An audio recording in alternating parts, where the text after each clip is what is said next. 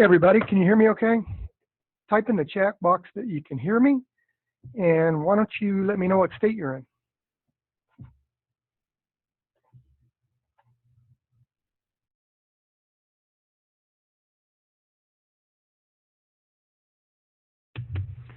Florida, love Florida. Got some great friends down there. I've worked down there a lot. Toronto, huh? How's your weather in Toronto? I was in Iowa recently and it was freezing. I'm in Atlanta, Georgia, and we've had a lot of rain recently. You can hear me. All right, Jerry, thanks, man. Ellen, what's your weather look like in Toronto? We're going to get started here in a few minutes. I logged on a couple of minutes early, just like to make sure everything works all right.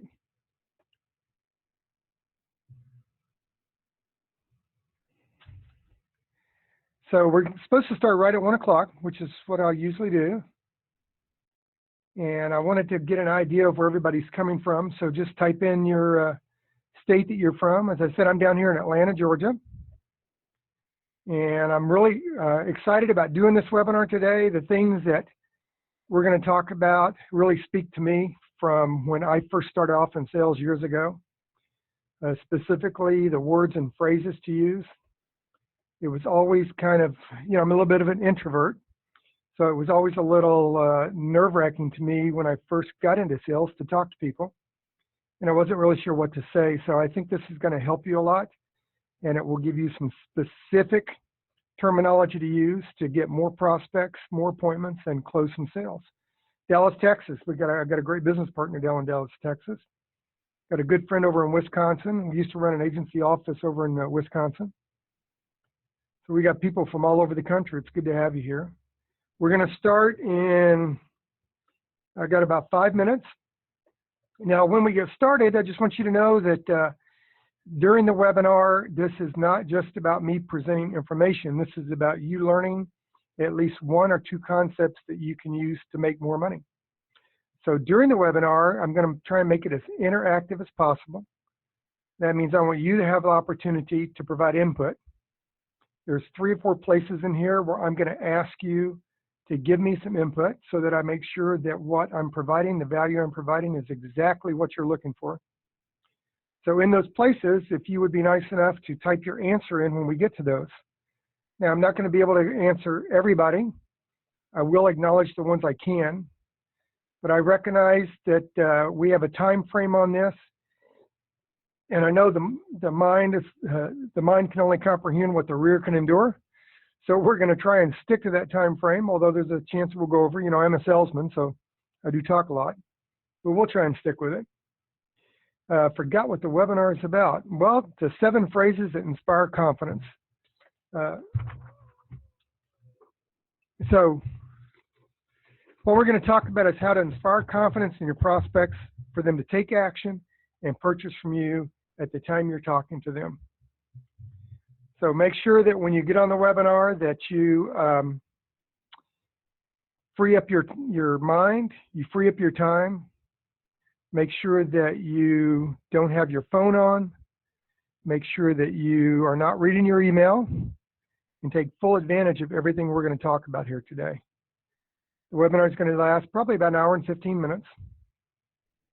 And the webinar is going to be done in a way where one concept leads into another. The big challenge I had in sales is trying to figure out what to do. I always thought my job was to sell a product.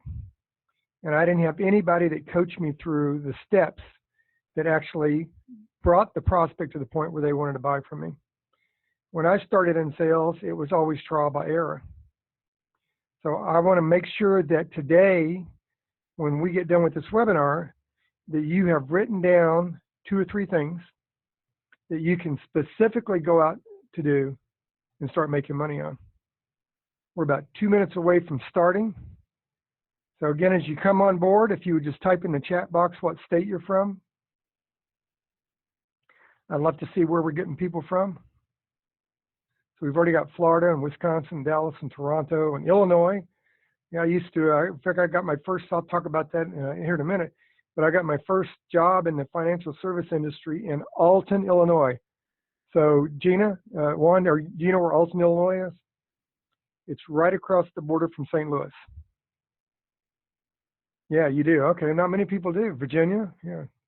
Yeah, Alton, Illinois is right across the border from St. Louis. So I've lived in Alton, Illinois. I lived in St. Louis, Missouri. Oh, you're right east of that, huh? All right. Yeah. Well, I still have a son who lives up by Indiana, right over by Illinois. He moved from Alton up to Indiana. And I have a daughter and a granddaughter that live in St. Louis. So I go to that area frequently. Welcome aboard Oakland Terrace. All right. Yeah. Well, welcome aboard, Virginia. I'm glad you're here. Hope your weather is doing better today than it was doing the other day. We're going to start in just about a minute. Just since you know, I've got my marketing manager on the call here, so she will be helping answer any questions in the text box. And she'll be monitoring me and giving me notes to make sure I stay on track with you. And as we get started, I'm going to take a few minutes to kind of outline what the purpose of the call is today and what the takeaways are going to be for you. And then when we get done, I'm going to go back and round out and make sure that we covered the things that I told you we would talk about. And at the end of this, I will answer questions from people. I always set aside time to answer questions. Anthony from Arizona, welcome aboard, my man. I got my son and his family live over in Las Vegas, so just across the border there from you. All right, I got 1 o'clock. I told you we'd start at 1. I like to start on time, so let's get going. Welcome to the webinar. Today we're going to talk about 7 phrases that inspire confidence. So what do we mean by that? Well, what we mean by that is giving you the opportunity and the ability to inspire confidence in your clients to do the thing that you want them to do the most, and that's to take action and buy from you. So that's exactly what we're going to cover today. But there's more than just covering that for you today. So I want you to make sure that you focus on this webinar. You've already taken the time out of your day to sit in on this webinar. You've taken a time from your work or your family to sit in on this webinar and see if there's something of value for you. So make sure that you respect your time by putting your phone down, putting it on mute, dropping your email down on your desktop, getting a piece of paper and a pen, and make sure you take notes. Because I'm going to give you a lot of concepts today. I'm going to give you some very specific words and phrases to use. But in order to use those phrases and words effectively, we have to understand the concepts behind them. So make sure that you have a pen and paper available, and let's get rolling. If you stick around to the end, you're going to get that cheat sheet about the 7 phrases that influence people, as well as the 7 words that change minds. So make sure you stick around to the end of it so you get an opportunity to find out how to get that for yourself, and you'll be able to have that available so that you can influence people to take action and buy from you right now. Now, why am I talking about influencing people? Well, hope is not a strategy for building our business. When I first got into business years ago, I always hoped that my next lead would buy from me. I always hoped that the next product I sold would be one the consumer wanted. And I always hoped that the manager and company I worked for would invest enough in me to get me over the learning curve. And most of that did not happen. And what I learned is that hope is not a strategy. A strategy means that we have a business and a marketing plan to build our business. So imagine you're on the phone with a prospect trying to set an appointment. You've got a lead card in your hand. Maybe it's a direct mail, maybe it's a telemarket lead, an internet lead, and you're on the phone trying to make an appointment with them.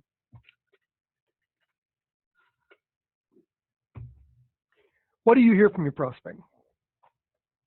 Do you hear, I'm not busy, I'm not interested, I don't have time, I've already got that, I thought they were going to mail me something?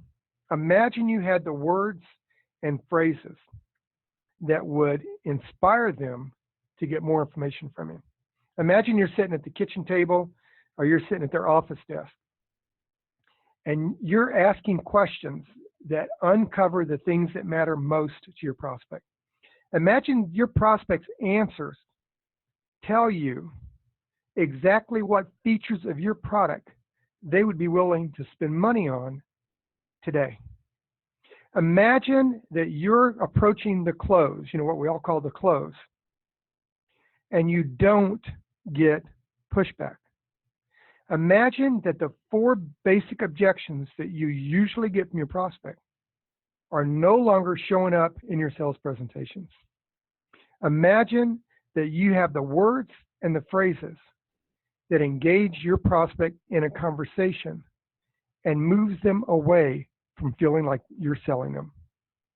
That's exactly what I'm going to show you today.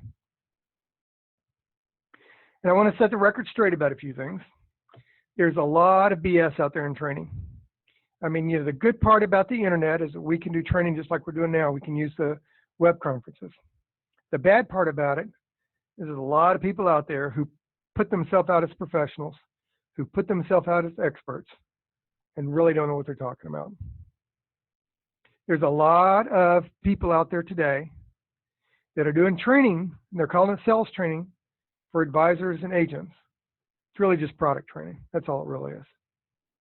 All it is product training because they want you to push their product. There's a lot of BS out there that doesn't involve actual sales training. So I'm going to talk about some of those myths today. You hear all the time that the secret to success in sales is having qualified leads, right? And that may be. But it may be that instead of having more qualified leads, maybe we just need more leads to qualify. But I think that's kind of a myth. We also hear that the secret to sales is having a better script. If you just had that one script, right? That top salesperson in your office, that top salesperson, and you can't figure it out, what is it that they say that gets them that appointment? I mean, they have 10 times the appointments you have every week, every month. And what script is it they're using? They get more sales. I mean, they make the presentation, and it seems like every time somebody buys from them. And we just want to know, what is that script? God, if they would just share that script with us, we could make a ton of money. Everybody promises a better script. Everybody promises that magic script. And I'm going to tell you right now, there probably isn't a magic script. There are scripts that are more effective than others, but in my experience, there's not a magic script. But we're going to talk about how to make a script effective today. And we're going to talk about that because we're going to review the words and phrases that engage the prospect in a conversation. And in that conversation, helps us build a relationship. You've heard it. The secret to success is having a better close. We have all heard of the Ben Franklin close, right? The and/or close, right? The puppy dog close. We've all heard of these better closes. And here's the irony of a better close.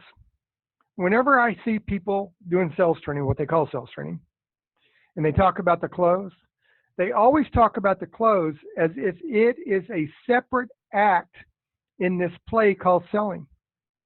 So it's like you're standing on a stage, like when you go on a sales appointment, you're standing on the stage and the curtain goes up and you do the approach and the curtain comes down, and the curtain goes back up and you do the qualification, and the curtain goes down, the curtain goes back up and you do the presentation, and the curtain goes down and the curtain goes back up and you do the close. Is that your experience? Because it's not mine. That's just not how the close takes place. In my experience, the close is an integrated part of the sales process, and it begins with the very first contact. When we build relationships with our prospects, when we have conversations with our prospects, then they engage. So having a better close is a myth in my experience. And then the last one is, right? The secret to success. You got to have more referrals, right? Now, here's what I love about this. The training we get on referrals is that, John, thank you for buying from me today. As you know, I make most of my business through referrals. Who do you know that I can help with their life insurance, their annuities, their taxes, their health insurance? Now, here's what I'm going to ask you. Before you got in the sales business, before you got in the insurance business, before you got in as a financial advisor, how many of your family, friends, or relatives ever came to you and said, who do you know I can buy life insurance from? Who do you know I can buy health insurance from? Probably nobody, right? So most of these professionals, trainers out there, train you so that on a question that's specifically designed for your prospect to say, yeah, I don't know anybody. So the secret to success isn't having more referrals. At least I don't think so. Then we're going to talk about that. So those are what I think are the myths in the sales business. And if you've been down this road, then you're here today because you know that stuff doesn't work. In fact, what I would propose for you to think, what I would lay out there for you, is that we don't need more training. We need better training. And that's what I'm going to give you today, is better training. I'm tired of seeing salespeople struggle to grow their book of business. And I want to get this in as many salespeople's hands as possible. Listen, it doesn't have to be that way in your business. I've been there. I wish I had known what I'm going to tell you today when I started in the business. Because having a selling track to identify the issues that your clients are concerned about, it will eliminate all the problems we've talked about today. But I didn't have anybody to teach me this when I started in the business. I had to learn by walking and talking, not smiling and dialing.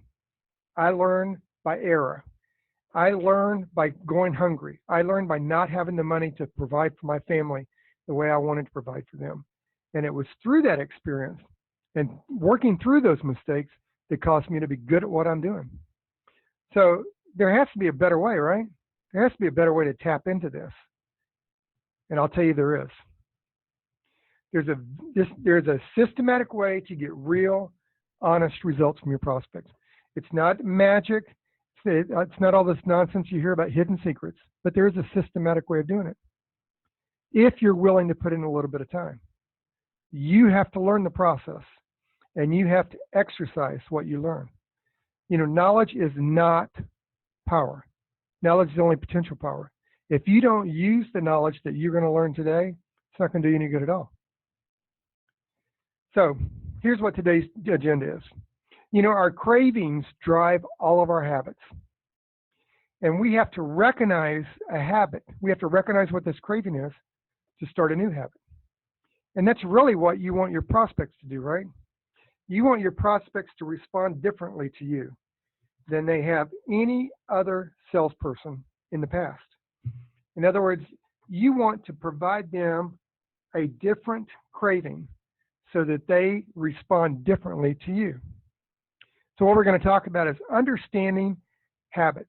Specifically, we're going to talk about understanding the habits of your prospects. But what habits do you have that are interfering and are roadblocks to you growing your business? We're going to talk about how habits affect decisions. We're going to look at those habits as they relate to your prospects making a buying decision with you. And we might actually ask you to think about what habits you make that affect your decisions to do something different in your business. We're going to talk about the psychology of dealing with habits. It's important to have a good foundation of what habits are, how we can interrupt the habits of our prospects, and by interrupting that habit, we can inspire them to do something different with us than they did with every other salesperson. And we do that with words. We're going to talk about 7 words that change minds. And not only am I going to show you those words, I'm going to illustrate to you how to use those words. And we're going to talk about 7 phrases that inspire confidence. I mean, really, isn't that what you want from your prospects? Don't you want them to have confidence in you? Do you buy from people you don't have confidence in? Is that your buying habit? Or do you buy from people that you do have confidence in? So we're going to look at the 7 phrases, and I'm going to give you specific examples of those phrases. But 7 phrases that inspire confidence. And I got a bonus for you. I've got a bonus training I'm going to do for you today that relates to this. And I'll get to that in a few minutes. So let me talk for a minute about who I am, just so you kind of have a little idea. I'm not going to give you a big commercial, but I just want you to have a little bit of idea who I am. First of all, my name is Lloyd Lofton. I started with John Hancock back in 1977. This is me at, I think I was 21, 22 years old at the time, with my 76 Cutlass Supreme. God, I love that car. It was black with a black vinyl top and black leather seats. The front seat pivoted and turned outwards It had everything you could get at the time on it. I love that car. It was a great car. It had long hair. It was longer than that before I got in the insurance business, past my shoulders, but I had long hair back then.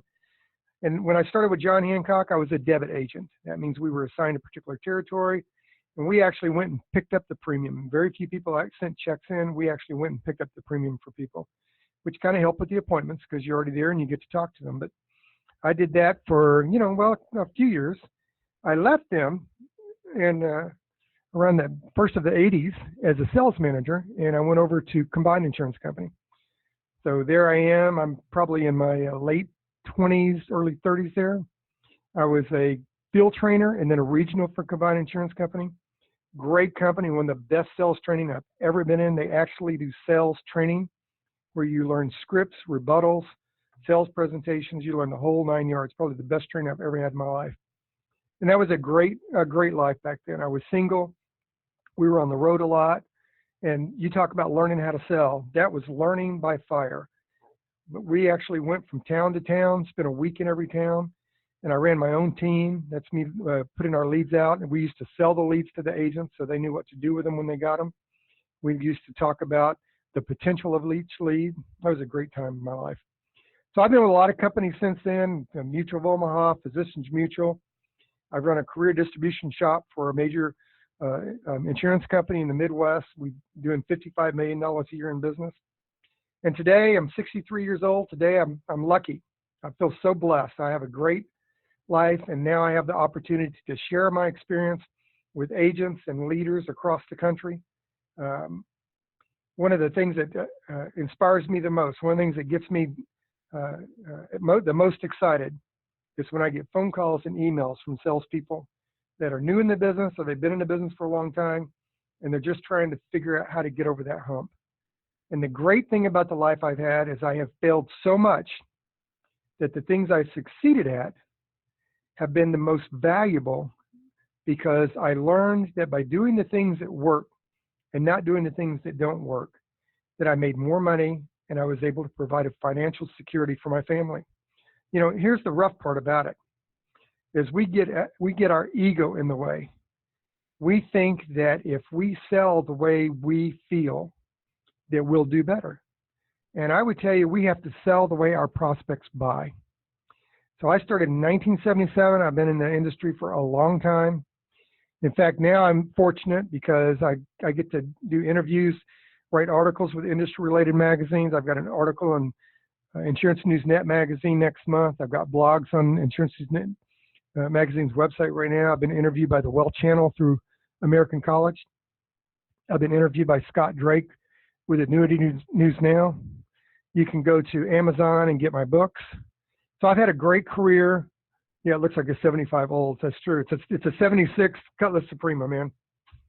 I've had a great career, and I'm blessed. I feel fortunate that I'm now able to give that back. I'm in a position where I can invest my time and give this back to people. And you guys are the ones I want to give it to. Listen, I want to encourage you to connect with me on LinkedIn. I have a pretty large network there. I do a lot of posting there. I'm very active on LinkedIn. I'm always happy to connect with people. I think I can offer you some opportunities to connect in my network that might help you. So go to LinkedIn, send me an invite to connect. I never do the I don't know nonsense.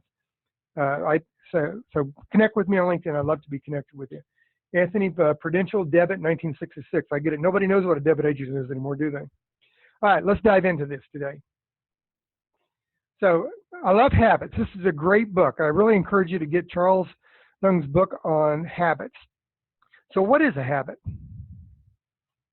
A habit is a neurological pattern that governs our behavior.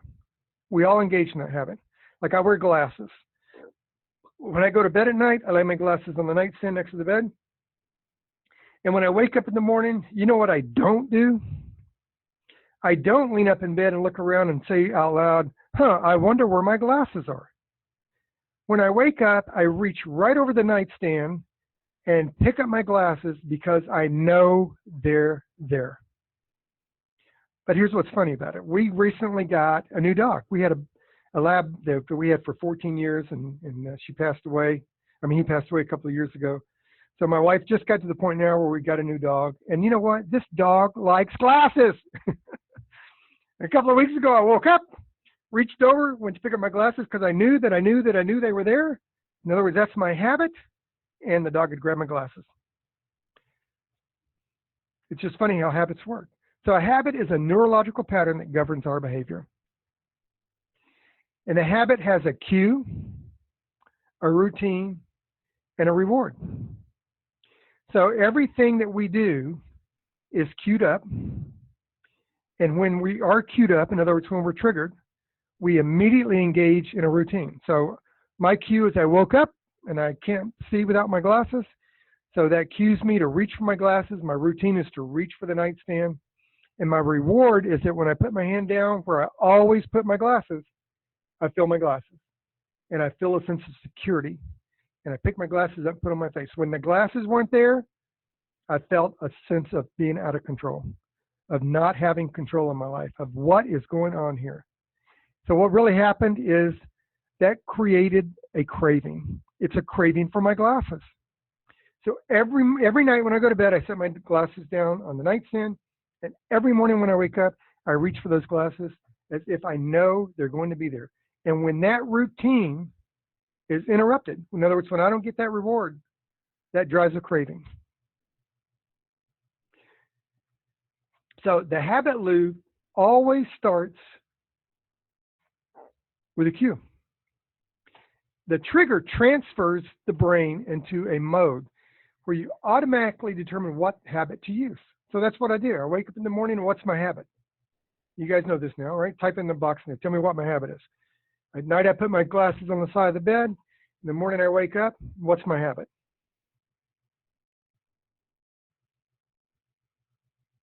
Yeah, I pick up my glasses. That's the first thing I'm going to do is pick up my glasses.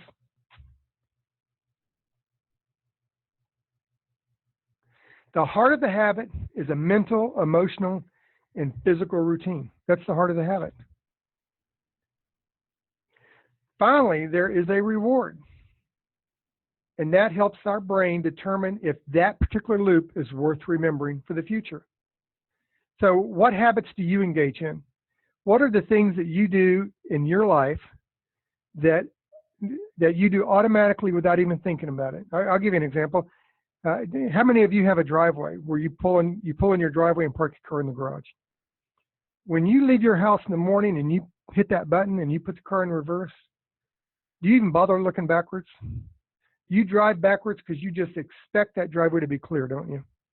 In fact, I have a car that does not have a rear backup camera on it, and my wife's car does have a rear backup camera. And when I drive my wife's back car, I hardly remember to use the rear backup camera because I never use one in my car. And when my wife drives my car, she's uncomfortable backing up because she always uses the rear backup camera. So when I get in her car and go to back up, all right, Juan says that make my bed and drink a glass of water at 5:30. 5:30, all right, you're my guide. I'm up at 5, buddy. So when I back up in my wife's car, I don't look at the camera. I'm turning my head to look backwards because that's the habit that I've gotten into. The camera interrupts that routine. And the reward I'm looking for is to be comfortable. So if I drive my wife's car for a couple of days, then I feel okay. So the cue and the reward become neurologically intertwined. That creates that craving. So my wife doesn't like driving my car anymore because she's used to having the backup camera. And I have to get used to driving her car because I'm not used to the backup camera. So let's talk about a behavior that we all engage in. I'm guessing everybody on this call has bought a car at a dealership before. Is that true? Type in yes or no. Has everybody bought a car at a dealership before? If not, I don't want to use this example, but okay, yeah. All right. Everybody's bought a car at a dealership before. Never need a camera to back. I got GPS. Hey, now wait a minute. All right. So let's just talk about this buying the car routine for a second. So first of all, the car dealership is a destination place, isn't it? I mean, it's not like you're driving to the grocery store and you pass the dealership and you go, oh, what the heck, let's go look at a car. Don't you usually go to the dealership because you're actually thinking about buying a car? I mean, you have an interest in a car.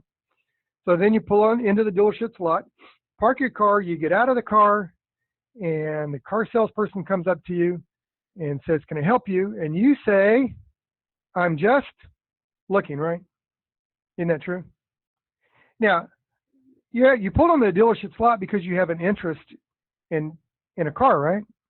It's not that you don't have an interest in a car. So did you lie to the car salesman? I don't think we did. I think the reason we said I'm just looking isn't because we don't have an interest in a car. I think the reason we said we're just looking is we don't want to be sold. And hit the cue was when he said, can I help you?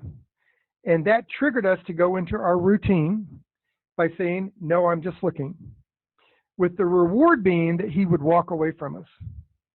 And that builds a craving to use that routine the next time a salesman comes up to us. But let's take it a step further. You pick out a car that you like and you take it for a test drive, right?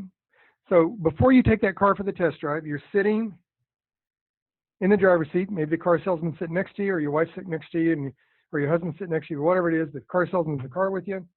Do you adjust anything? What do you adjust? Do you adjust the steering wheel? Do you adjust what do you adjust? Type in the boxer and tell me what you adjust. Do you adjust the window, the mirrors, the radio, the air conditioner, the seat? I'm going to throw this out there for your consideration. I would tell you that you're adjusting the things you use the most in the order you use those things. And the reason you're adjusting the things you use the most in the order you use those things is to make the car fit you, to make it more comfortable, right? So that you feel comfortable in the car. Now, here's my question to you. Here's my question to you. How can you help your prospect adjust your product or service to fit them? So you take the car out for a test drive, you come back, park your car at the dealer. If it's a really good salesperson, he's going to have you park that car, that new car that you're test driving, right next to yours. You know why? So you can see what a piece of crap you're driving, right? That's what we want them to do. We know what they want us to do. Now, when you get out of the car, you go inside, right? You go inside to the dealership. So here's my question for you. You go into the dealership, you sit down at the desk with the car salesman. Why did you go inside? Are you in there to talk about which car you're buying? Are you in there to discuss how much you're going to pay for that car? My guess is you're there to discuss how much you're going to pay for that car. And the reason for that, just as James said, because you've already taken emotional ownership over that car. You've already decided that's the car you want. You're just trying to figure out how much you're going to pay for it. And that's the habit. That's the habit we're all engaged in. So a craving drives all habits, doesn't it? So if a telemarketer calls you, if you walk into a clothing store, if you pull on a car dealer's lot, they say, can I help you? That triggers a routine in us, and that routine gives us a reward, and that reward drives the craving, which is why we reuse that habit all the time.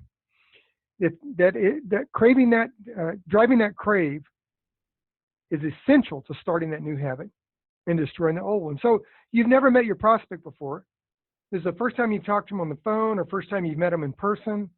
How do you figure out what their cue is? How do you figure out what their routine is? How do you interrupt that reward so that they can get a different craving and want more information from you? Let me ask you. Qualifying them. All right, you're ahead of me. You're ahead of me, James. So what habits have interfered or blocked you from being more successful in your business? What are the habits? Is it talking yourself out of a sale? Is it closing too early? Is it looking for the quote-unquote right lead? Are you waiting for the bright price product? Procrastination. I really admire you for saying that. Let me tell you something. I used to be great. I was the king at procrastinators. In fact, one of the ways I procrastinated is I would get my leads and then I would read the lead. So I'd sit on the phone. You know how you sit on the phone and organize your lead to make phone calls? I would read the leads, and I could predict if those people were somebody I should call today. So I could look at that lead, look at the address, look at the zip code, look at the age, and I could say, they're probably not interested. This isn't a good day to drive over there. Yeah, I was great at procrastinating.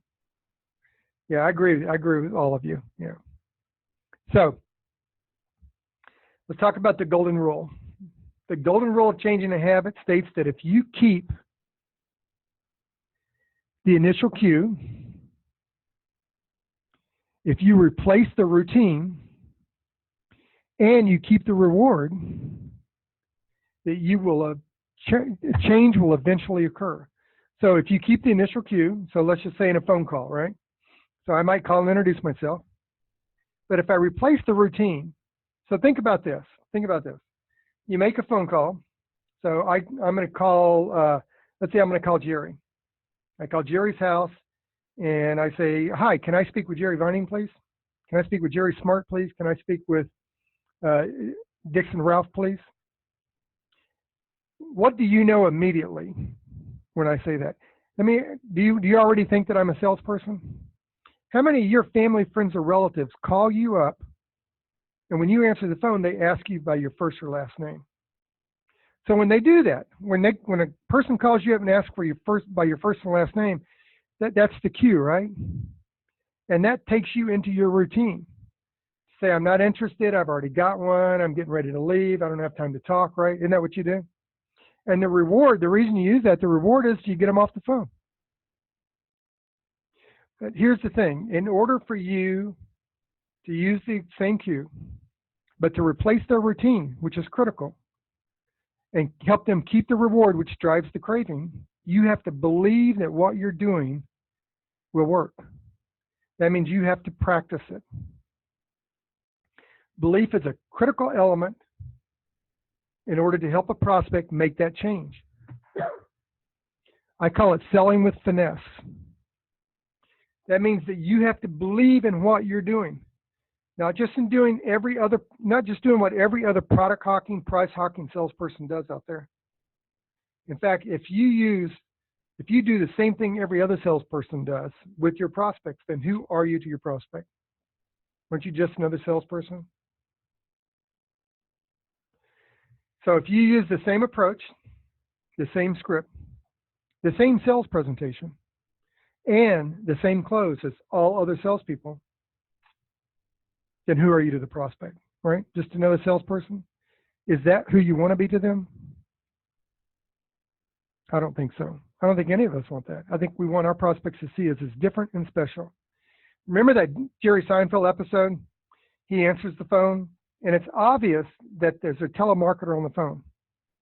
I thought his response was golden. I love this response of his. His response is, whatever they said to him, his response is, listen, I can't talk right now. Can I get your home number and I'll call you right back? And the telemarketer must have said they can't give their home number out. And he said, oh, you can't give your home number out? You don't like to get calls at home either? And then he hung up on him. I thought, what a great response. That illustrates this point so much. You use a cue that triggers a routine. The routine provides a reward, and that gives them a craving to use that on you again. That's why you get the response you get from your prospects. But that habit loop does not have to be the destiny of your selling effort. There are ways to replace the reward. So we know that when a habit is triggered, the brain stops fully participating in the decision making. So if I call up and I say, can I talk to Julia Smart, please? I have just triggered a routine, and her brain is now stopped and is no longer listening to what I'm saying, and she's going right into her typical routine, which is going to give her a reward. So unless you spend time trying to fight this habit loop in your prospects, unless you help them engage in a new routine, then they're not going to get a reward that's different, are they? So we have to figure out how to affect that reward and do it automatically. And there are very easy ways to do this, but it's important that we shift to a cue and a reward that fuels the habit we want them to start with us. So how do we do that? Well, we can create a craving for them. If we create a strong enough craving, we can interrupt the routine that they're in. And as it turns out, cravings power the habit loops. So we can simply trigger, we can use triggers to convince the prospect. We can engage with them and share things that are of concern to the most to them. And what we have to do, though, to do that is we have to understand and employ the psychology of habits. So what is the psychology of it? We talked a lot about the function of habits and how habits work. Let's talk about the psychology of it. Impact Communications did a study recently that said 70% of people make purchasing decisions to solve a problem, and 30% make decisions to gain something. That's why prospects are not interested in our products. They're interested in solving a problem. That's why prospects are not interested in what they can save with us. They're interested in what they can gain with us.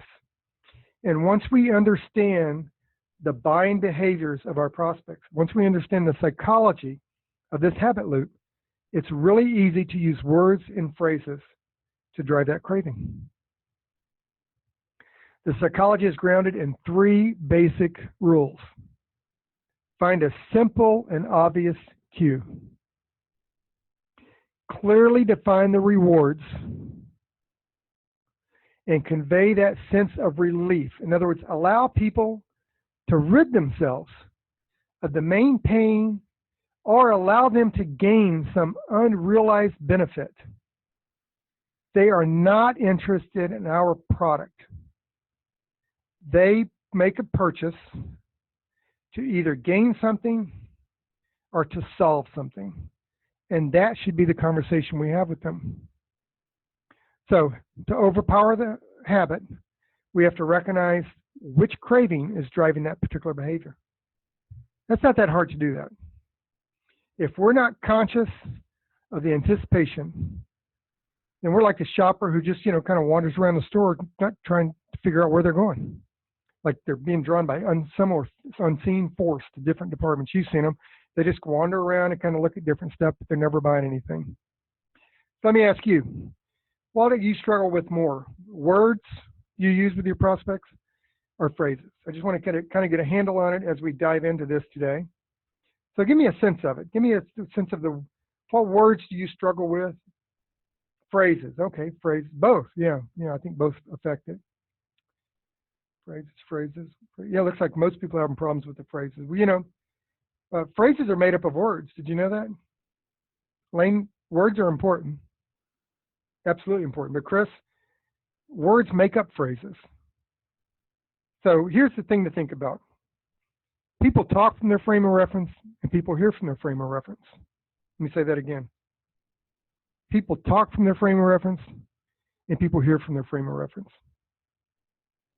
So it's important that we are communicating with our prospects in the way they need to hear something. So think about when you were a kid. When we were a kid, when I was a kid in Chattanooga, Tennessee, I lived with my mom and 3 older sisters. My dad was in New Orleans. I didn't see him very often. But I grew up with my mom telling me, or at dinner time, with me saying to my mom, why do I have to eat my carrots? I hate carrots. To this day, I can't stand carrots. Even if there's like carrots on a salad, I pick a little piece of carrots out of it. I can't stand the carrots. I'd say to my mom, why do I have to eat my carrots? Well, what do you think my mom told me? What did your mom tell you when you asked why you had to do something? Because here's what she told me. Because I said to. Did your parents tell you that? Because. I grew up hearing the word because. And the word because, as a result of hearing this all the time growing up, got into my psyche, just like it gets into your psyche. So when I hear people say because, my ears kind of perk up, like a horse's ear. My ears kind of perk up. So I can say at our retirement seminar in Ohio, we'll share with you what are the hot topics or the hot tax savings for the best rates because It's important for you to see how you gain more retirement income by concentrating your efforts where you get the best result. That's what our clients want. So I was reading a response here when I first started. That's why I kind of stuttered. The because pre-frame is very powerful. Well, you're pretty smart, man. So because at our retirement seminar in Ohio, we'll share with you what the hot tax savings are for the best rates. Because now every time I have a word bolded, that means you emphasize that word. Because it's important for you to see how you can gain more retirement income by concentrating your effort when you get the best results. And that's what our clients want. That's a word that we need to be using all the time with our prospects. That word will interrupt the routine, and that word will build the craving for our prospects to want more information from us. So a lot of people picked up on the word because. You grew up hearing that word. Clearly that word's in your mind. Are there any other words that our parents used with us? Well, when I grew up in Chattanooga, Tennessee, I heard my mom tell me all the time, get your room cleaned up. Remember, I said I grew up with my mother and 3 older sisters. So, I kind of expected my sister to help me clean her room, which of course they never did. So I had to clean my own room up all the time.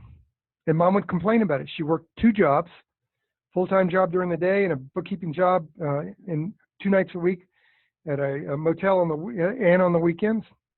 So I had to do all that myself. And boy, if I didn't have my room clean, she gave me a checkup from the neck up. I'd say, Mom, can I just finish this game? And what do you think she said? No, get it done now. The word now. We grew up hearing the word now.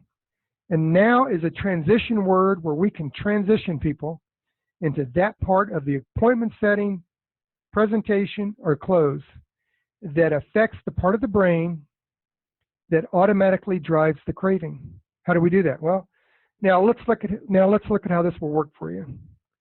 If I'm sitting at a table with someone and I lower my voice, but emphasize the word now and lean forward, you will see them lean into the presentation.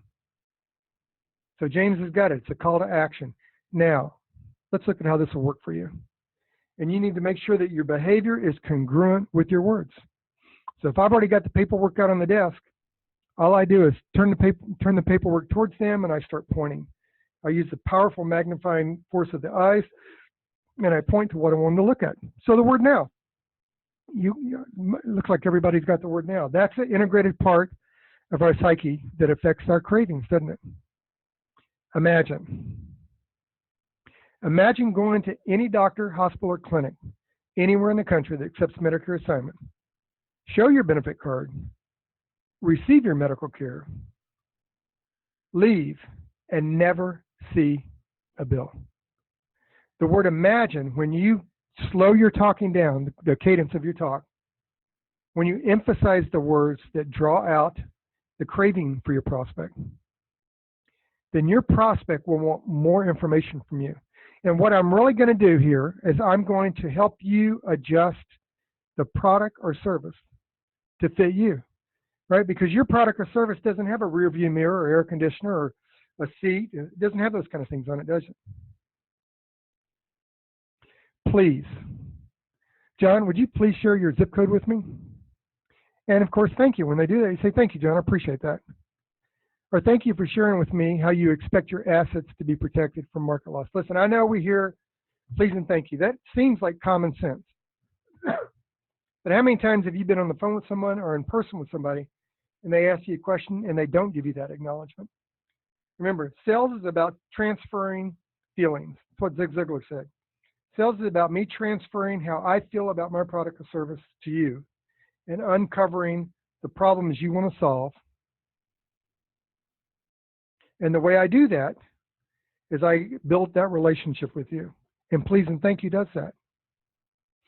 And their name, there's an old saying about using their name 5 times. I think you use it 3 times.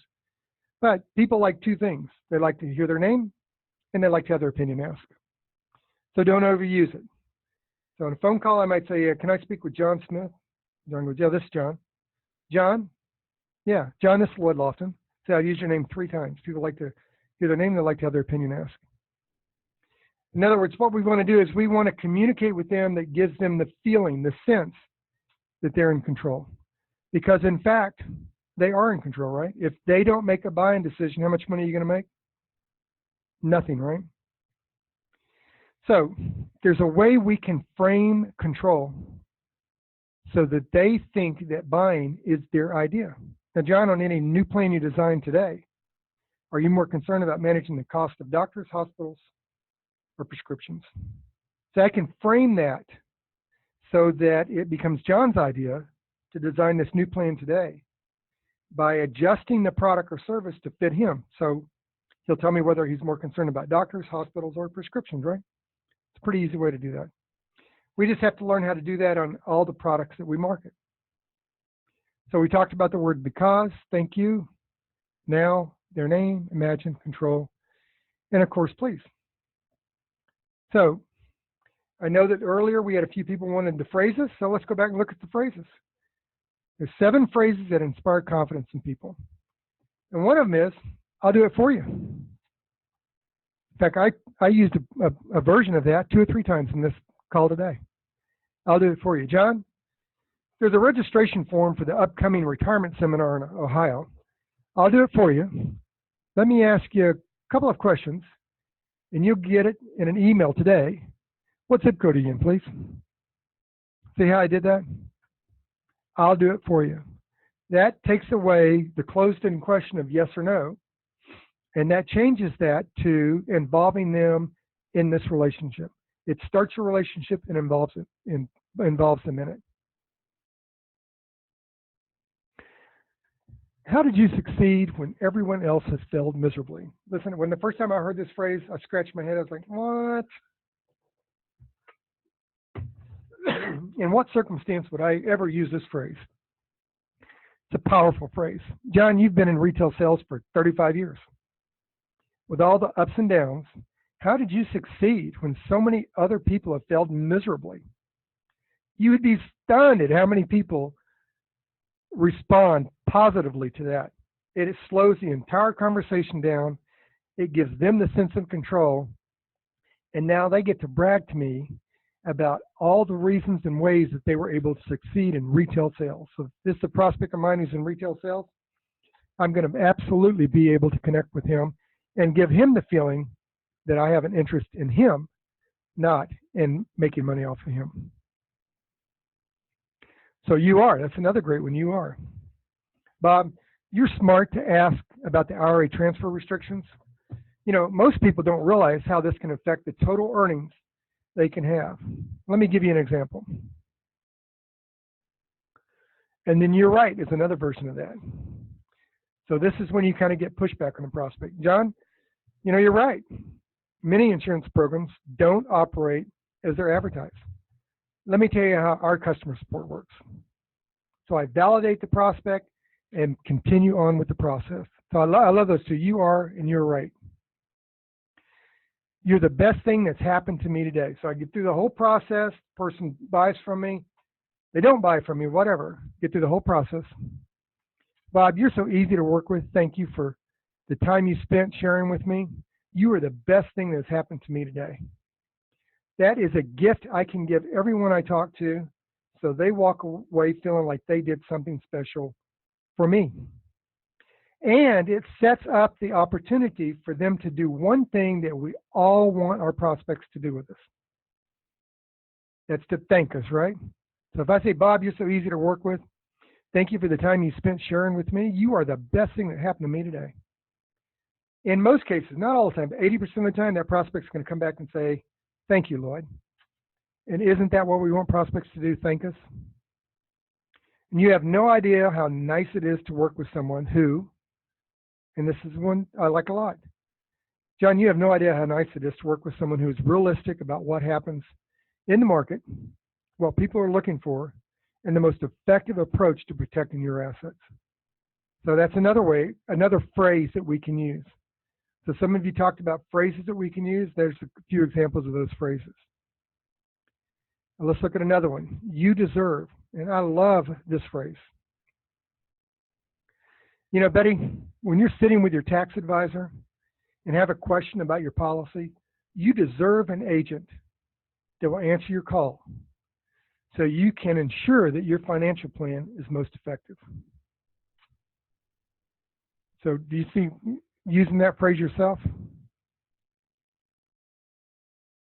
So let me ask you this. Do you ever run into buying resistance? Just type yes or no in there. If you don't run into buying resistance, then I won't take the time to go through it. But yes, okay, everybody runs. Yeah, oh my God. All right, calm down.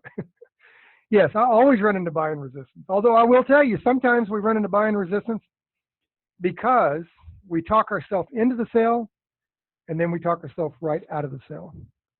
But let's talk about buying resistance. This is a bonus training I decided to throw in here after we already marketed the training, the 7 words and the 7 phrases. I thought, you know, I need to address buying resistance. But buying resistance is a part of that psychology we talked about on the habits. So I want to make sure that we cover that part of it. The way you can change the pattern of people resisting the opportunity to buy from you. And Jerry's right, sometimes it is fear. We are afraid to ask for the sale. But use the word, I don't know. Jerry, I don't know if you paid federal income taxes last year or could take advantage of the healthcare expense deduction. I'll help you get this information before you make a final decision today.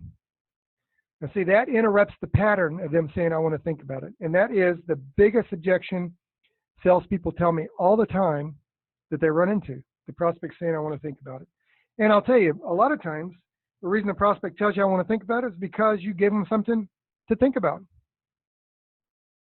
Imagine what would happen. Imagine what would happen if you were 78 years old and needed to pay for recovering at home after a procedure, and I answered my cell phone for you, and you found out you had a plan in place so you wouldn't have to spend your savings. How would that make you feel, John? Now, another phrase you can use for pattern resistance is you probably already know. John, you probably already know how durable medical equipment works with your medical care. Let me share with you how your plan with Mutual of Omaha will handle this for you. So the way we interrupt the resistance that people have is we change the reward, right? You remember that?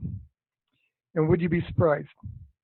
Bob, would you be surprised to know that my $100,000 a year clients avoid paying taxes on up to 85% of their Social Security income? Because if he says yes, then I'm going to go back to, now let me show you how this works. If you could choose, which one would you choose? So Sally, if you could choose a fixed premium each year and the ability to go to any doctor or save a little on your insurance premium while staying in a network for doctors, hospitals, or clinics, which would you choose? And that's going to drop them right in the funnel so I know exactly what product to talk to them about. And I wouldn't tell you this. John, I wouldn't tell you this if my $100,000 income clients were not keeping the majority of their Social Security, if not all of it. So here's the last thing we're going to do a little test. Has any of your prospects' tone of voice ever thrown you off? Like you've got a lot of confidence, you're really moving through that sales process, and the prospect answers you with a tone of voice that makes you doubt yourself or makes you doubt what they're going to do. Yeah, everybody has that.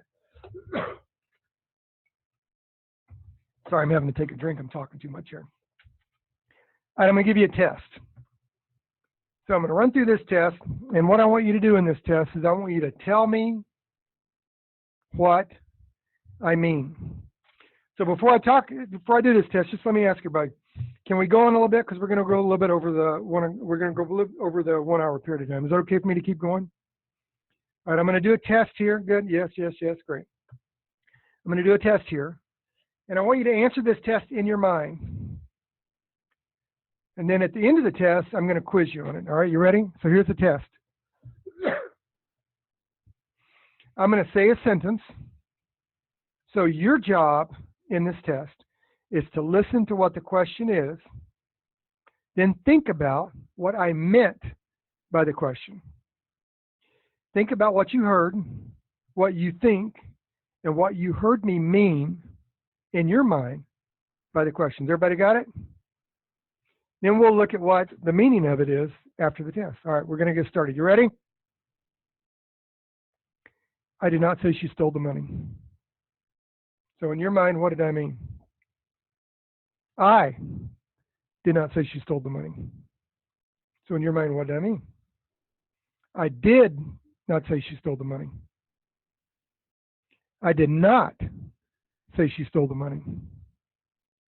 I did not say she stole the money. Mike, go on to the meeting, buddy. Just email me afterwards and I'll get you a copy. I did not say she stole the money. I did not say she stole the money. I did not say she stole the money. So in your mind, what do I mean by that? I did not say she stole the money. I did not say she stole the money. So here's my question for you. This was a test. Did you hear what I meant? I said a sentence. Did you listen to what the sentence was? Did you think about what I meant by the statement? What did you think about what you heard? Because if you didn't hear a different meaning with each emphasis of that I put on each word in the sentence, that may be why you're missing appointments or sales. Did my voice, the emphasis, the pauses, did that affect your perception each time I asked the question or made the statement? If you're not doing that in your interaction with your prospects, that may be why you're leaving money on the table. So what could you do to test your understanding of what message I meant to convey? What would happen if we paired the different ways I said this with the body language? How would the body language alter or affect your interpretation of my meaning? So for example, if I said, I did not say she stole the money, and I shrugged my shoulders, would that change the meaning of the interpretation? And all of that is particularly related to the habits that we have. So here's my question for you. Did you pick up a word or a phrase that can, in this training today, that could help you be more prepared or help you close your next prospect? Yes, yeah. All right, good. Just there you go. Good. Thank you. All right. So let me give you some final thoughts here. To understand the power of craving and creating habits, and the reason people continue the new habit, it's important to realize it's because of a specific reward they started craving. So the cue, in addition to triggering a routine, must also trigger a craving for the reward to come. And that's where you come in. You can't make a difference with your prospect unless you are the difference. So we covered how we can affect the cravings that drive habits, what we have to recognize to interrupt a habit that others don't see, eliminating the headache of a senior Medicare script everyone else is using, 7 powerful words that seniors tell you what they want to buy, 7 dynamic phrases and statements to eliminate the most common objections. And we went through a bonus training, didn't we, about pattern resistance. So here's my question for you. Do you now have the ability to have a clear reading on what seniors are concerned about before diving into your sales pitch? Are you able now to read buying behaviors and help design powerful solutions and help handle objections? Do you think you can sell from a valuable standpoint, generating a powerful close now? Did any of this help you? Not without practice. I agree with that, Dixon.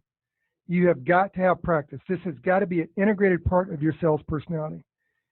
Listen, I told you if you stayed on, I'm going to give you a free download on this. So in about 2 minutes, you're going to get access to the cheat sheet that will cover a lot of the stuff we talked about today.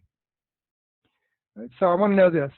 If all this makes sense to you, I'd love to continue working with you and finding some ways that we can continue working together. Is it okay if I show you a couple of ways I've come up with that we could do that? Just type in the box yes.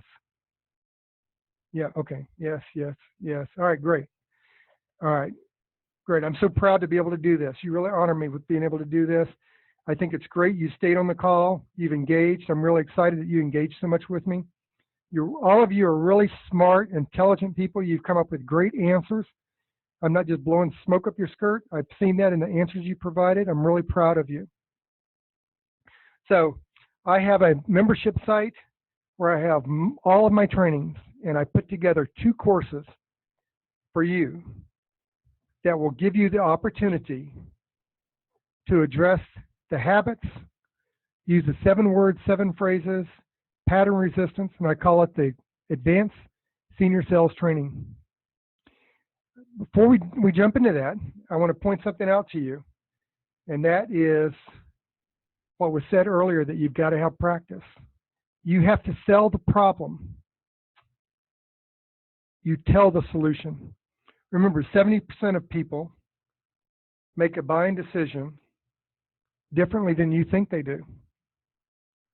They either want to gain something or get rid of something, right? So 70% want to solve a problem, 30% want to gain something. That means you've got to stop selling your product, and you've got to start selling the problem. The solution only matters if people buy the problem. So you have to get rid of being an unpaid consultant. There's no more of just giving quotes out. There's no more of just giving presentations out. You got to quit being an unpaid consultant. You got to quit being a professional visitor.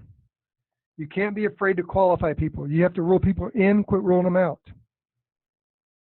And you have to address call reluctance. You're normal to have call reluctance. We all have it. I still have it. Every time I do these webinars, every time I do live training, every time I'm on a stage, I always have just a little bit of a butterfly. It's good to have that, but we have to be able to address call reluctance. We have to be able to handle objections, and they have to be a part of our presentation so that price is validated by the quality we bring. The objections over price are generally objections because we did not include it in our presentation. So we have to get rid of clients who say they don't know anyone to refer you to. There are specific ways to get those referrals. I told you the ways it didn't work, but in the course I'm going to show you today, there's a training in there to show you exactly how to get the referrals. And we have to get rid of struggling with the needs assessment. The needs assessment should be a conversation, and you should know their needs at the end of that conversation. And we have to get rid of the struggling with prospects to take action. We have to get rid of struggling with what to say to close business. Listen, Mike Zena, he is a financial planner, a certified financial planner. I did some training with him recently. He said Lloyd knows his business.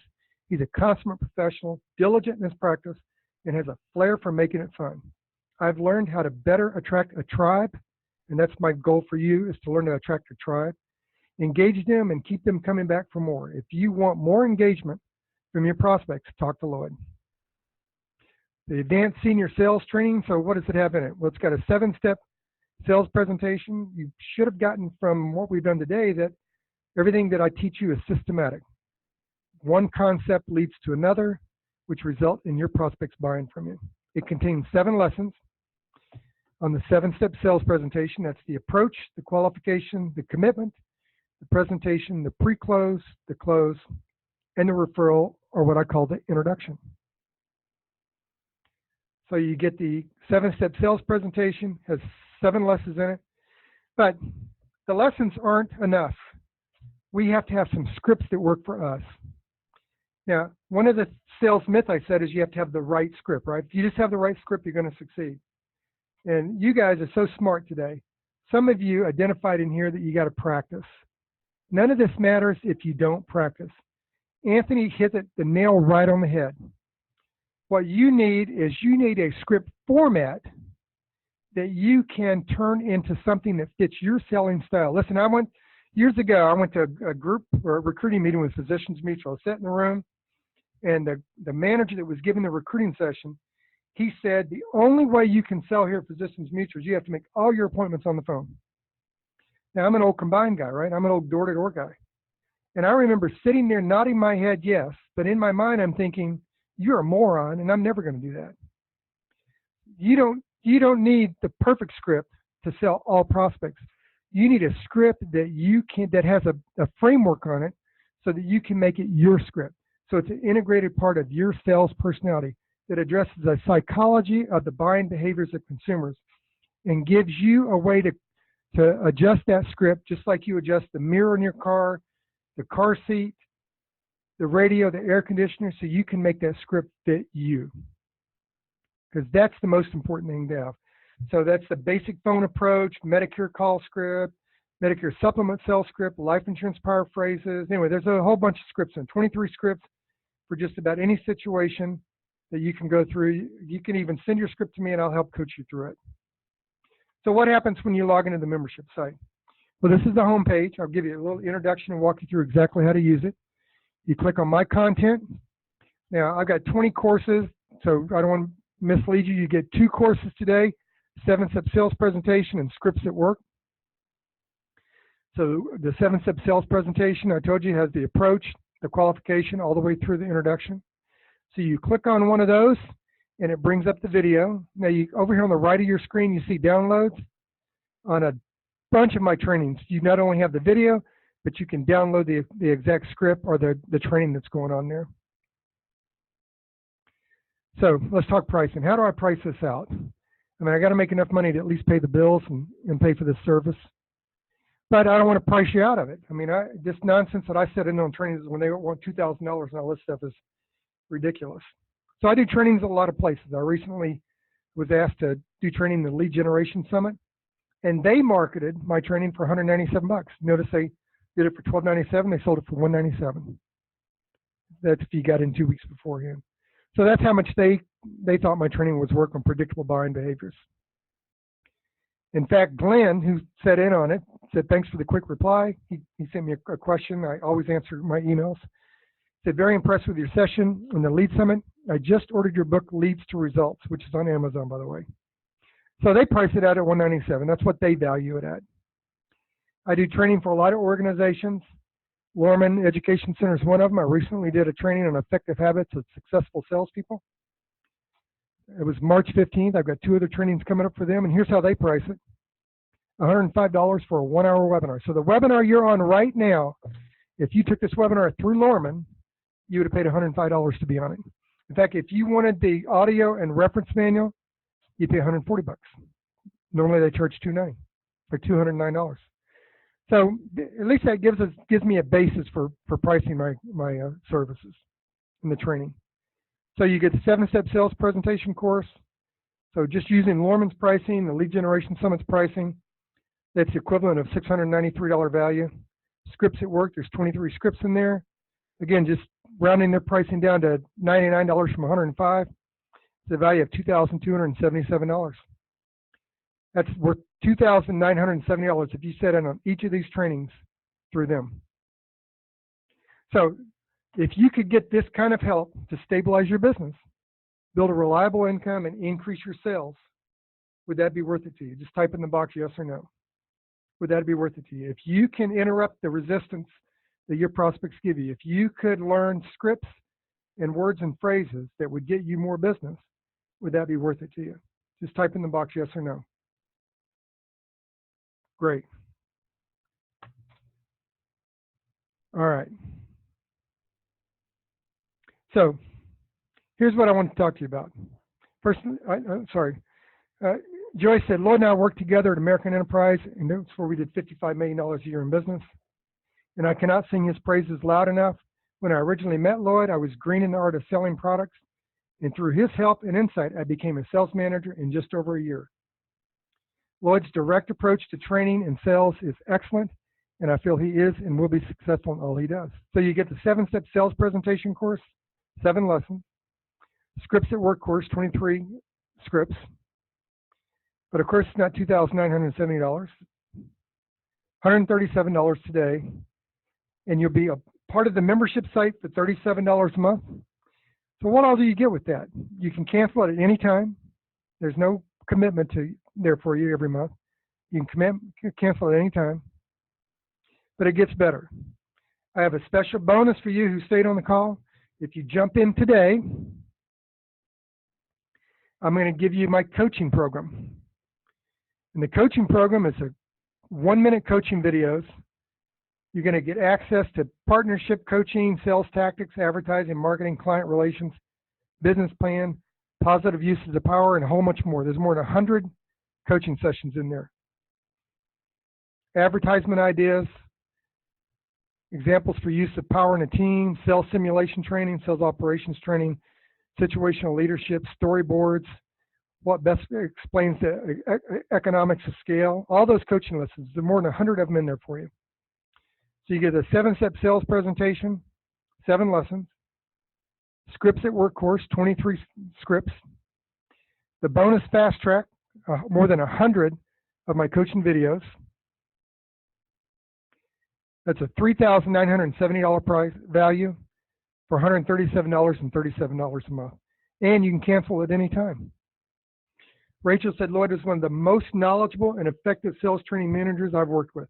I always look forward to his training sessions because, there's that word because of his unique, no-nonsense teaching style and the vast amount of knowledge and sales skills he brought to the table. Lloyd's fresh ideas and perspective always made perfect sense, and his tips and techniques were easy to apply to my day-to-day conversations with prospective clients. I highly recommend his training sessions to new or veteran agents. Listen, you've got 2 choices right now. The first option is don't do anything. Go back to what you've been doing. You know, if you do the exact same activities, use the same scripts, the same words, the same sales presentation, the same closes you've used in the last year, where are you going to wake up in a year from now? I mean, if that's what you want to do and that's where you're comfortable, no problem, man. Good luck to you. I support you 100%. The second option is pony up the small amount we're talking about today. It's really not much money when we're talking about investing in the growth you can have in your company, the growth you can have in your income, and the value that your family deserves to have from you being able to accomplish what you want to accomplish in business. So pony up that small amount. Compared to all the value you get, it's just a small amount of money, isn't it? But I got another bonus for you. You're going to be a part of the members-only webinars. When you do that $37 a month, you get all the new training that goes in there every month, the blogs that go in there every week and every month. You get notified of every members-only webinars. You will have the opportunity to ask me specific questions during those member-only webinars and interact with me. You'll get coaching on the things that you're struggling with the most, and it will always be open to you. You will always be able to log in. You'll receive members-only webinar invitations, and anytime I'm doing something for the members, you're going to have the opportunity to get in it. So that's a 7-step sales presentation, 7 lessons, Scripts at Work course, 23 scripts that you can adjust to fit you, like you adjust the things in the car you test drive. More than 100 1-minute lessons, those coaching lessons that I did. And you're going to get the members-only webinars from now on, forever. As long as you're a member, you're going to be able to get this, all for just $137 a day and $37 a month. And of course, you can cancel anytime. So if you're 3-4 months into it and you feel like you've got all you need out of it, then you don't have to do it the next month. You just cancel anytime. But you shouldn't cancel. Your business is important enough. The economy and the buying behaviors of our prospects change enough that you deserve to have access to it all the time. And I've got one last surprise for you. I'm not even going to do it for $137 today. I told Julia, my marketing manager, take $40 off that. Let's just round it down. Make it $97. Pay $97 today, $37 a month. You can cancel anytime. So you get the 7-step sales presentation. Julia's going to go ahead and put the link in the chat box right now.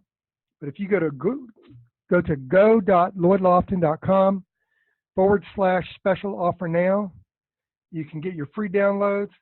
You can take advantage of this right now. So you get the 7-step sales presentation. That's 7 lessons. You get the Scripts at Work course, 23 scripts. Now those scripts are boilerplates that give you the chance to fashion it to suit you, just like you adjust the air conditioning, the side view mirror, the rear view mirror in your car. You get the bonus fast track coaching, more than 100 1-minute videos I put up there for you. You can log in anytime and get those from anywhere.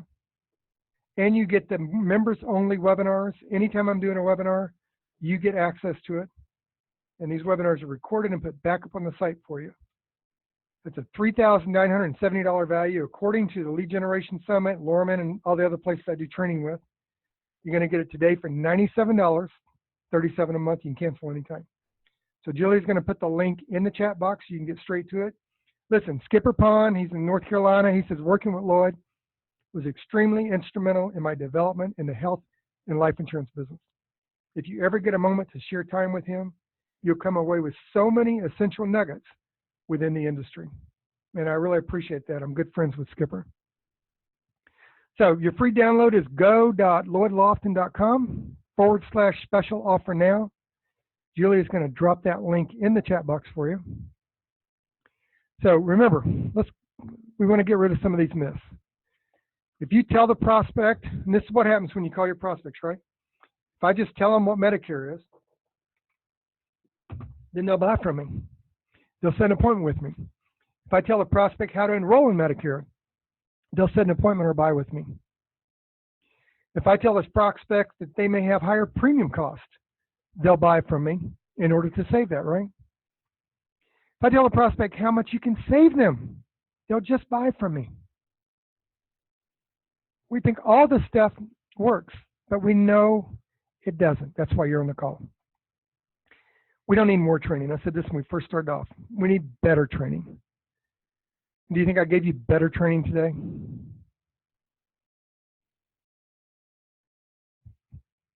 So I'm going to give you the opportunity to go on the site right now and get that free download.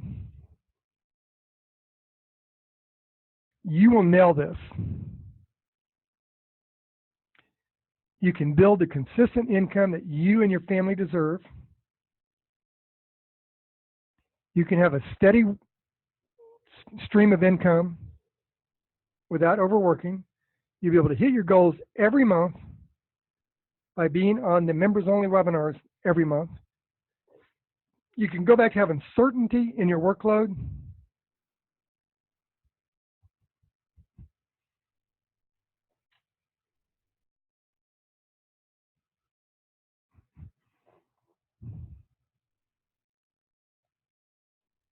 Looks like the screen froze just here for a second.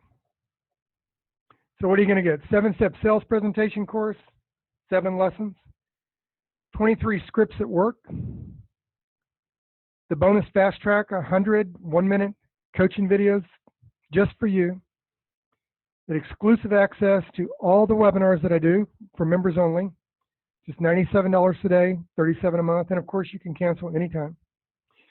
So I'm going to take some questions. I'm going to put up a timer here. I only set a certain amount of time for questions, but you can go to go.lloydlofton.com/special offer now. Julie's going to post the questions for me. After the first month, how long will I be charged $37 a month?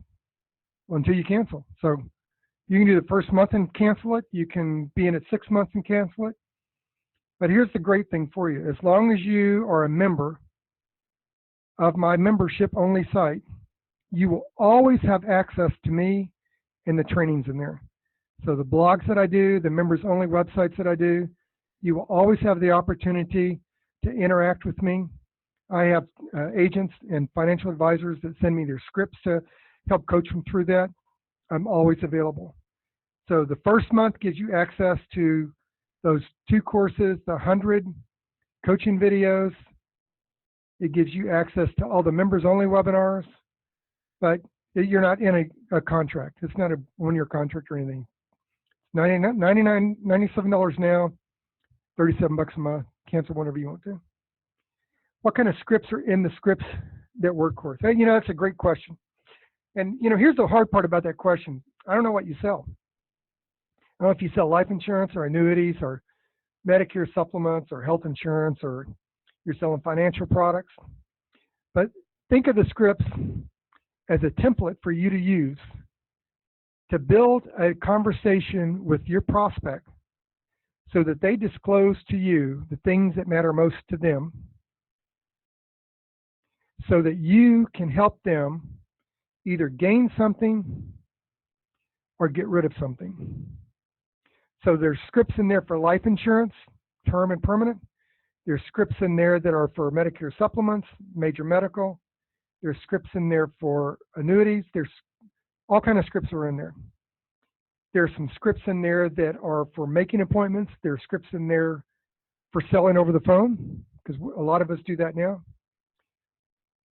There's 23 different scripts in there that you can craft to fit you.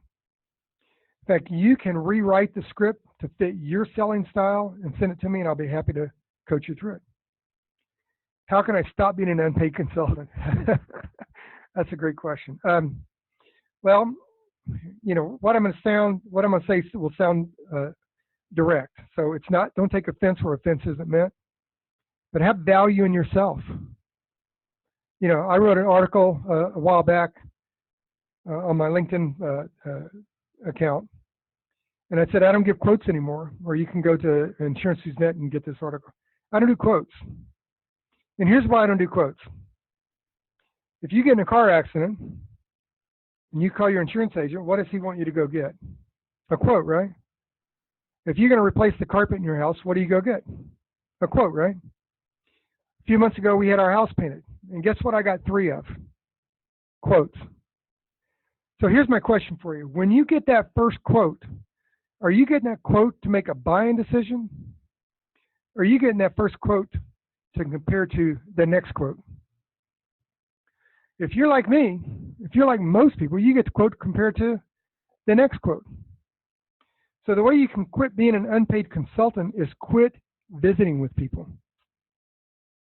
So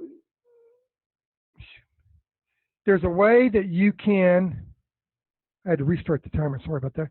There's a way that you can ask questions that determines exactly how your prospect wants to buy from you.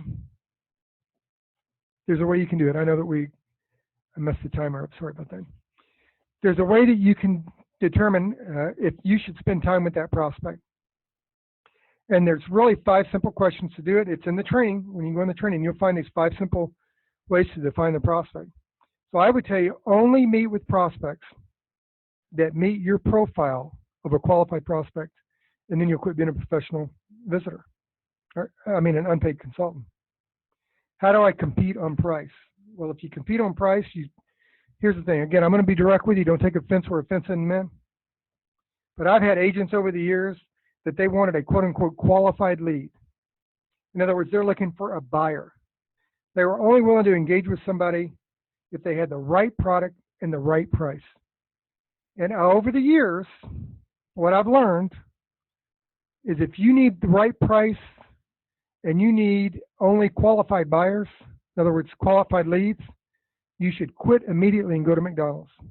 And I don't mean that just to be a smart aleck. But everybody that walks in McDonald's is going to buy something from you. So I would tell you, don't compete on price. Compete on value. And I know that's kind of a cliche to say that. And I know price does have a bearing. But the reason I don't compete on price is I get the budget up front. I get the value, the pain that they want to get rid of up front.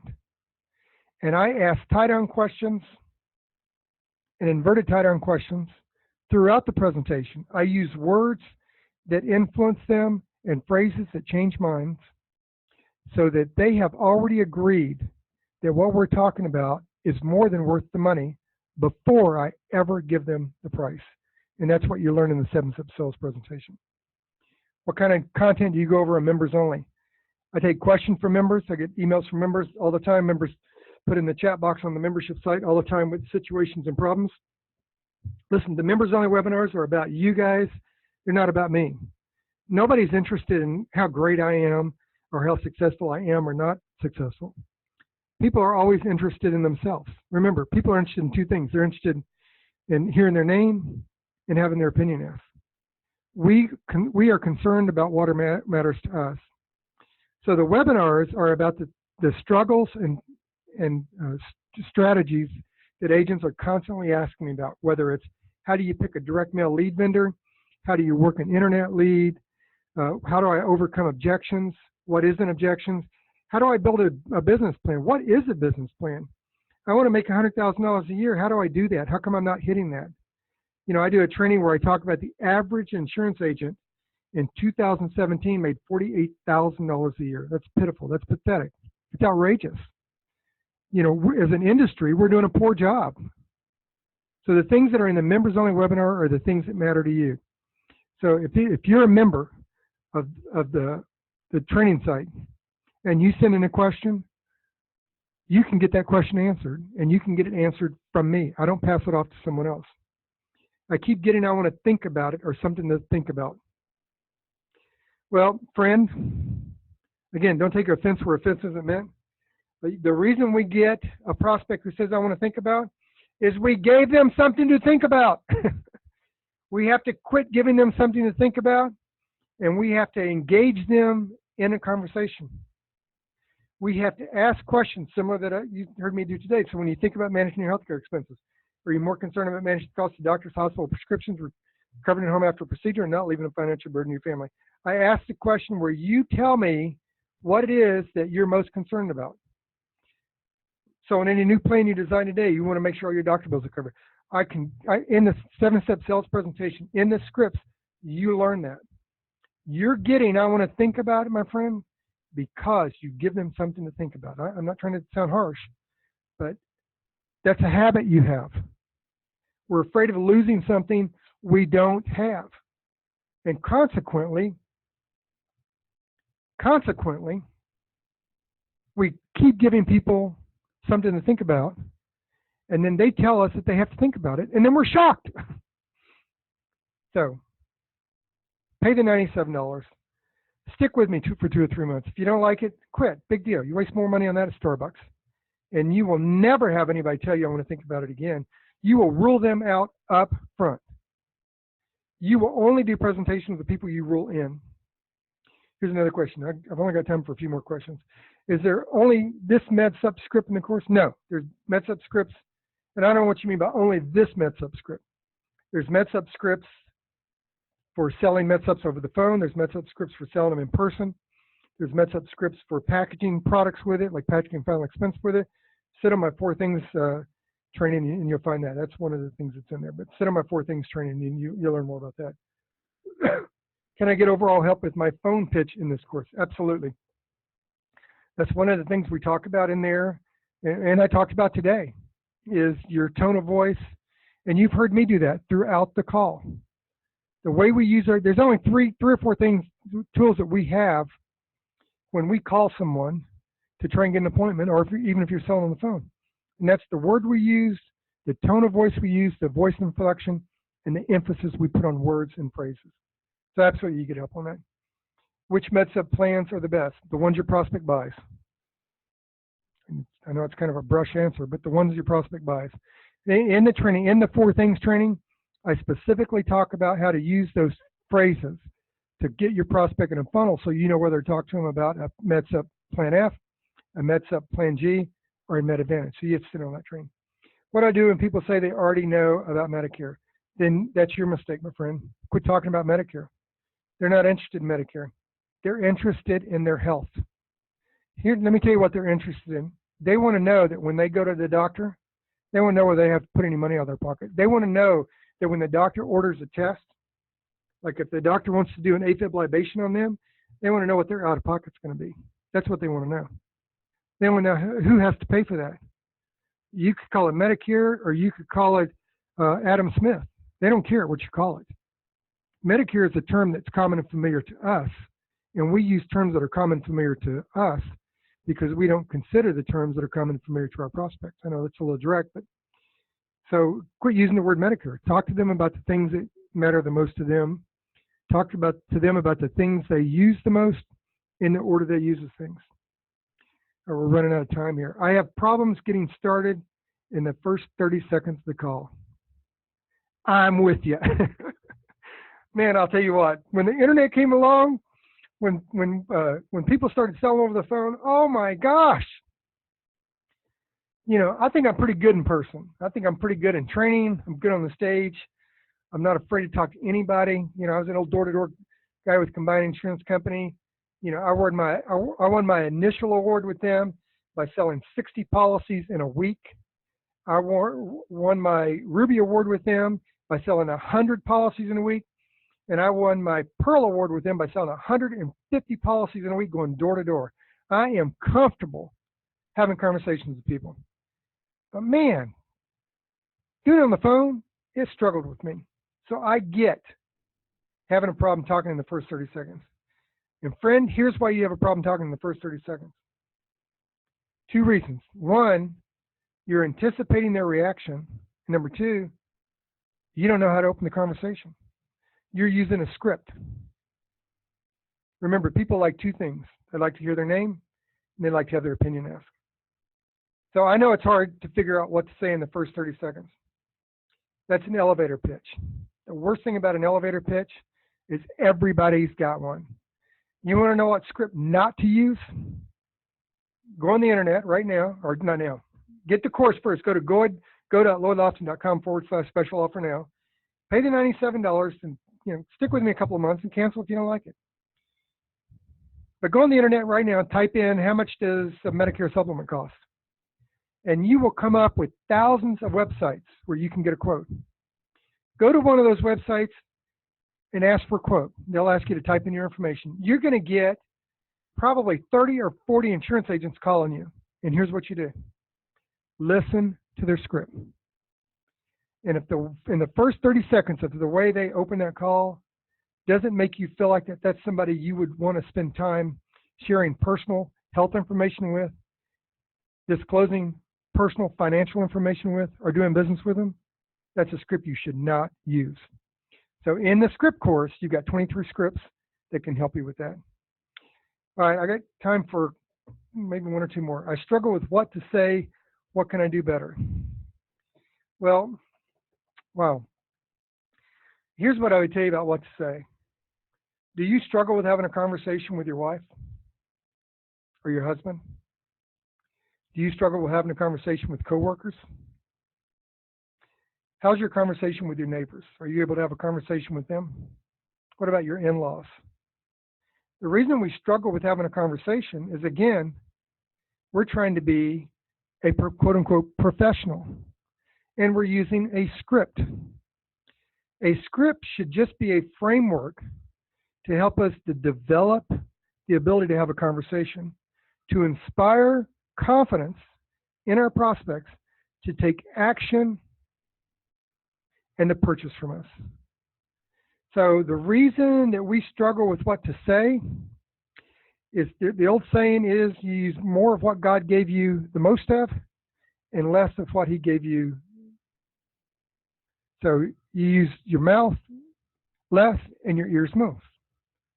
So we need to ask questions to understand instead of listening to respond. So when you listen to somebody, listen to understand. Ask questions to uncover things. Here's the thing about objections. Questions gather information. So when you're really good at asking questions, you gather a bunch of information. Objections are designed to disclose information. So when you get some really good objections from people, they are giving you the tools you need to help them solve the problem. Remember, people either want to gain something or get rid of something. All right, I've kind of ran out of time here. I know it says 2 minutes on there, but I made that mistake on the clock. So here's what I'm going to counsel you to do right now. Connect with me on LinkedIn. Go to LinkedIn. If you haven't taken advantage of the program, jump on the program. It's $97. Seriously, you spend more money on that at Starbucks. This webinar today is worth more than $97 to you. You're going to double your income in the next 30 days if you do nothing but use what you got off this webinar today. And you should pay that $37 a month. You should invest that $37 a month in you, your family, your kids, and your future, so that you always have somebody that has learned through the fire of field work that can help coach you through every problem you're going to have. You don't know what the government's going to do. You have no idea what the president's going to do. Nobody knows what the economy is going to be. You know, let me ask you this question. If you sold your house in 2028, how much would you get for it? My guess is you have no idea, right? And why don't you know how much you would get for your house in 2028? Because you don't know what the market's going to be, right? And that's exactly why you should sign up for this program today. And you should stick in the program. $37 a month, that's nothing. It's less than a tank of gas. You should stick in this program because you have no idea what the market's going to be 3 months from now, 6 months from now, or a year from now. But what you will know is where to get your answers. You will be able to sit in on webinars with me. You'll have the scripts with me. You can email me your scripts. You can email me your questions. You're going to have your own private coach with you when you log in that's going to help you grow your business. You will know what you get for that house in 2028 because I will always be able to answer your questions. Listen, I stay way over. I really appreciate you guys sticking with me. Go to LinkedIn. Go to LinkedIn. Make your purchase first. Become a member. Go to LinkedIn. Connect with me. Just type Lloyd Lofton in LinkedIn. Send me an invite to connect. I'm more than happy to visit with you. I'd love to share my connections with you. So I'm going to jump off the call. Any last questions? If you've got any last questions, throw them in the chat box. I'll try and answer for them, and then we're going to jump off the call. Those of you who stayed on, I really appreciate it. I really admire you for being on there. You're right, James. I'm going to keep people honest. Yeah, absolutely. So any last questions? Got any last questions? Throw it up there. Otherwise, we're going to end the call. All right. One new message. Thank you. You're welcome. Pamela, no, thank you. Thank you for being on the call. Thank you for taking the emotional risk to listen to these things. Thank you for being willing to examine what you do and how you do it. And thank you for stepping out in front of your family and putting them first to learn different things. Not everybody is willing to do that. And I'm really proud of you, Pamela, for doing that. All right. Any more questions? I'm going to jump off now. So let's save the chat. There we go. Just save the chat. I'll have everything you said. All right, guys, take care. Appreciate you being on the call. Jump in. Jump back in. Go in there and get it. Do yourself the favor. Jump back in. You deserve it. $97, nothing. You spend more of that at Starbucks. $37, less than a tank of gas. You deserve it. Your family deserve it. Your business deserve it. And what a way to go back to your sales manager. Go, nah, nah, nah, nah, nah. I learned how to do it. All right, guys, take care. I'm jumping off.